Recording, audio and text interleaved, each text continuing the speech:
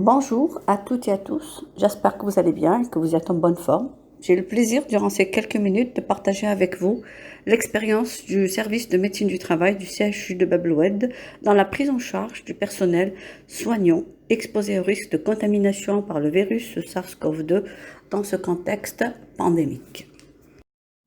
J'aborderai cette expérience avec vous sous trois angles, à savoir l'intégration des médecins du travail dans le dispositif de la prise en charge des cas suspects de COVID-19 dans la population générale et secondairement, aborder la création d'une consultation COVID-19 dédiée au personnel soignant et finir avec les difficultés rencontrées, notamment en matière de définition des critères de guérison et de levée de l'isolement.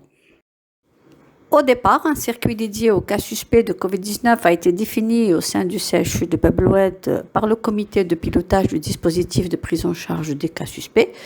Il a été donc décidé début mars de créer une consultation COVID-19 à l'entrée de l'hôpital ainsi qu'une unité d'hospitalisation et de réanimation à proximité de cette consultation évidemment. Les équipes médicales du CEMEP et de médecine du travail se chargeaient de la consultation du jour et les pneumophysiologues assuraient les gardes de nuit. Cette organisation était temporaire. Il faut tout de même préciser qu'à ce moment, les consultations étaient peu nombreuses, en moyenne 5 consultations par jour. Du coup, les soignants suspects de COVID-19 étaient pris en charge par le médecin du travail, présent quotidiennement à cette consultation. Par la suite, au mois d'avril, toutes les spécialités médicales du CHU de Bab-el-Oued étaient impliquées pour assurer la consultation du COVID-19 de l'hôpital. Les médecins du travail n'étant plus présents tous les jours à cette consultation, il a été donc naturellement décidé de créer au service de médecine du travail une consultation réservée aux soignants suspects de COVID-19. La création de cette consultation a nécessité la réorganisation d'une partie du service en circuit de prise en charge de soignants suspects de COVID-19. Dès lors, 3 zones distinctes ont été aménagées dans cette partie. Une zone dédiée à la consultation médicale, une autre au prélèvement sanguin pour sérologie anti-SARS-CoV-2 et une troisième réservée au PCR. Tant que le nombre de PCR prescrits était inférieur à 10 par jour, l'entretien et le prélèvement se faisaient au niveau du bureau médical dédié à cet effet. Mais dès lors que le nombre de PCR avait dépassé les 10, les prélèvements nasopharyngés à proprement dire se faisaient à l'extérieur, en plein air, pour minimiser les risques de contamination. Il est important de préciser que la prise en charge des soignants suspects de COVID-19 avait été largement facilitée par plusieurs instances, aussi bien médicales, médico-techniques qu'administratives. Je saisis d'ailleurs cette occasion de partage d'expérience pour les remercier d'avoir facilité aux soignants suspects de COVID-19 l'accès à l'imagerie médicale, à la sérologie, à la réalisation des PCR et à leur hospitalisation. L'exploitation du bilan d'activité de la consultation COVID-19 dédiée aux soignants met en évidence, comme vous le voyez sur le graphe, une tendance à la hausse du mois de mars au mois de juillet. Les motifs de consultation au cours du mois de mars et du mois d'avril, il est très important de le noter, étaient essentiellement en rapport avec des demandes d'éviction des services Covid. Ces demandes émanaient du personnel soignant présentant des maladies chroniques. Ces demandes d'éviction pour motif de vulnérabilité étaient au nombre de 253, mais seulement 114 ont été acceptées. La décision de l'éviction était appuyée sur plusieurs critères médicaux, notamment le type de la maladie, ses critères de gravité et les comorbidités. Il s'agissait de ne pas léser les soignants dans leurs droits, mais de ne pas non plus entraver la continuité des soins dans des services critiques et ou à effectif réduit. La décision n'était pas toujours facile à prendre dans certains cas, comme chez les asthmatiques, les hypertendus, les diabétiques. Mais entre le marteau et l'enclume, nous avons procédé au cas par cas. Les motifs de refus en dehors des états pathologiques considérés comme modérés, c'étaient les motifs d'ordre social, les enfants en bas âge, l'allaitement et la détresse des soignantes dans ces situations était vraiment poignante, mais il n'était pas possible de médicaliser toutes les situations. Après le pic de consultations pour motif d'éviction entre le mois de mars et le mois d'avril, le nombre de consultations pour dépistage et ou prise en charge des soignants confirmés atteints de Covid-19 allait crescendo du mois d'avril au mois de mai, comme vous le constatez sur le graphe.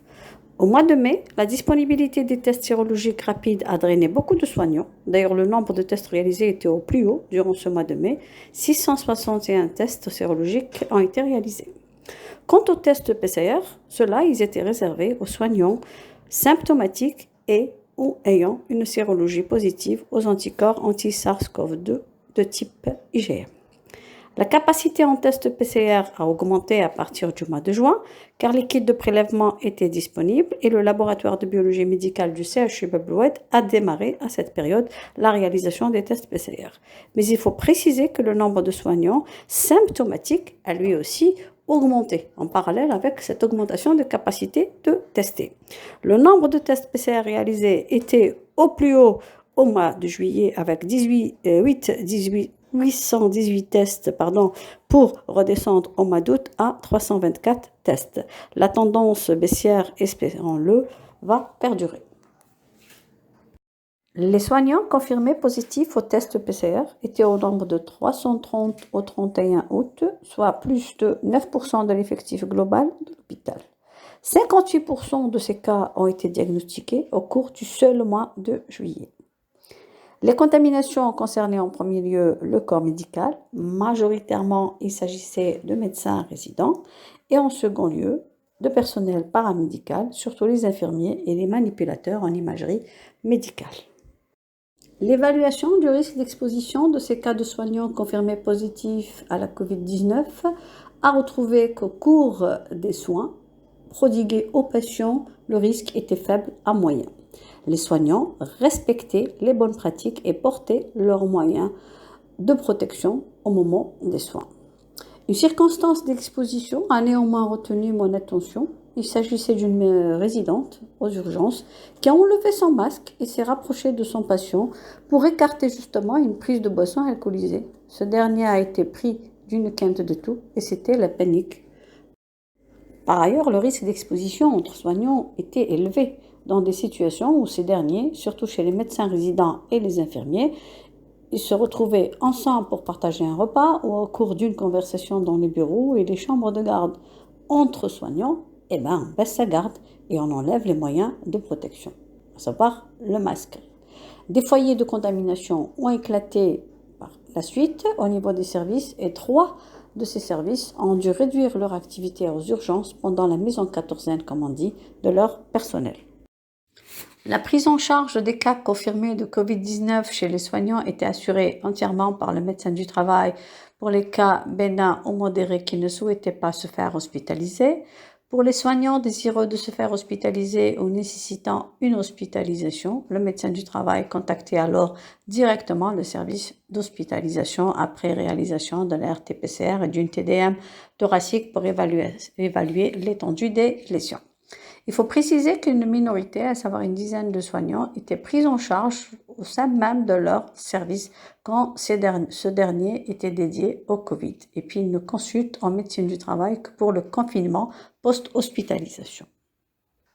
Les principales difficultés auxquelles nous avons été confrontés dans la prise en charge des cas de Covid-19 chez les soignants étaient inhérentes aux critères de guérison et de levée de l'isolement.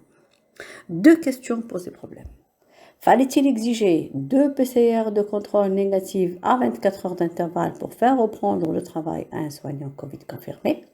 La deuxième, fallait-il exiger au moins une PCR de contrôle pour faire reprendre le travail à un soignant Covid confirmé? En pratique quotidienne, il n'était pas toujours aisé de répondre à ces 2 questions.